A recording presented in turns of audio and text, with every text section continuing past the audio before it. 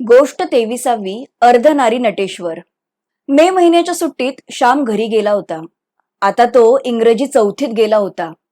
तो घरी गेला म्हणजे आईला त्याचा आधार वाटायचा, कारण ती नेहमी आजारी असायची. एक दिवस ताप यायचा, तर दुसऱ्या दिवशी ताप निघाला की ती पुन्हा कामाला लागायची. ताप आला की झोपायचे, ताप निघताच उठायचे.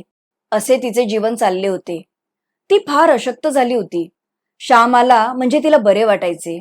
श्याम तिला पाणी भरायला, धुणे धुवायला मदत करायचा. तो अंगणाची झाडलोट करायचा.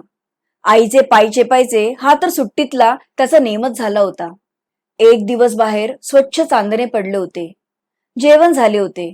वडील जेवून बाहेर गेले होते. धाकटे भाऊ झोपी गेले होते. आईचे उष्टे शेण वगैरे काढून झाल्यावर तिने श्यामला विचारले, थोडे दळायचे का रे? का तुझे हात दुखतायत? संध्याकाळी तू खणले आहेस. हात दुखत असतील तर नको. श्याम म्हणाला, माझे हात अजिबात दुखत नाहीयेत. जात्याच्या खुंट्याला तुझा आणि माझा असे दोन्ही हात असतात. तुझा प्रेमळ हात माझ्या हाताला लागला की मला शक्ती येते. चल, मी अंगणात पोत्यावर जाते घालतो. श्यामने अंगणात जाते घातले. आईने दळण आणले. दुसऱ्या दिवशी आंबोळ्या करायच्या होत्या. श्यामला आंबोळ्या फार आवडायच्या. ती दोघं मायलेकरे अंगणामध्ये दळत होती. गार वारा सुटला होता. आई ओव्या म्हणत होती. श्यामला दळण्याचे काम लहानपणापासून आवडायचे, कारण त्यामुळे आईची सेवा त्याला करता यायची. ते दोघे दळत होते. त्या दळणाचा आवाज ऐकून शेजारच्या जानकी वहिनी आल्या. श्यामला दळताना बघून त्यांना आश्चर्य वाटले. त्यांनी श्यामला विचारले, तू इंग्रजी शिकतोस ना, मग तू का दळतो आहेस? जानकी वहिनी आईला म्हणाल्या, बाई, श्यामला तुम्ही अगदी बायकोच करून टाकले आहे. तुम्ही त्याला दळायला लावता, कपडे धुवायला लावता, वैरण घालायला लावता. बायकांची सगळी कामे त्याच्याकडून करून घेता. हे ऐकून श्यामने आईला विचारले, आई, दळायला मदत केली म्हणून काय झाले ग? आई म्हणाली, श्याम, अरे जानकीबाई थट्टा करतायत तुझी. काम करणाऱ्याला कोणी नावं ठेवते का? आणि आईला मदत करण्यात कसली आली आहे लाज? तिने त्याला संत जनाबाई बरोबर प्रत्यक्ष पांडुरंग कसा दळायला बसायचा, धुणे धुवू लागायचा, नामदेवाच्या पाठीमागे उभा राहून कीर्तनात टाळ वाजवायचा, नाचायचा, हे सांगितले. ती म्हणाली, देवावर ज्यांची श्रद्धा असते व त्याचे स्मरण ठेवून जे काम करतात त्यांना देव मदत करतो. तू मला मदत करत आहेस, ती देवानेच मला पाठवली आहे. मे महिना आला की देव मला मदत करण्यासाठी तुझ्या रूपाने येतो. अनेकांच्या रूपाने मदत करायला देव उभा राहतो.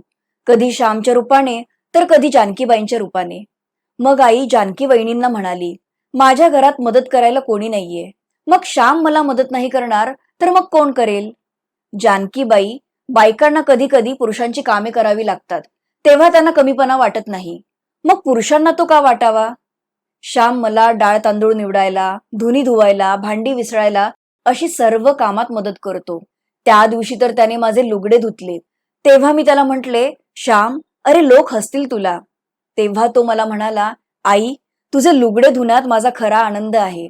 तुझे लुगडे मी पांघरतो, मग धुवायला का लाज वाटेल? जानकीबाई, श्यामला काही वाटत नाही. मी श्यामला बायको करून टाकले आहे, तरी त्याला ते आवडते.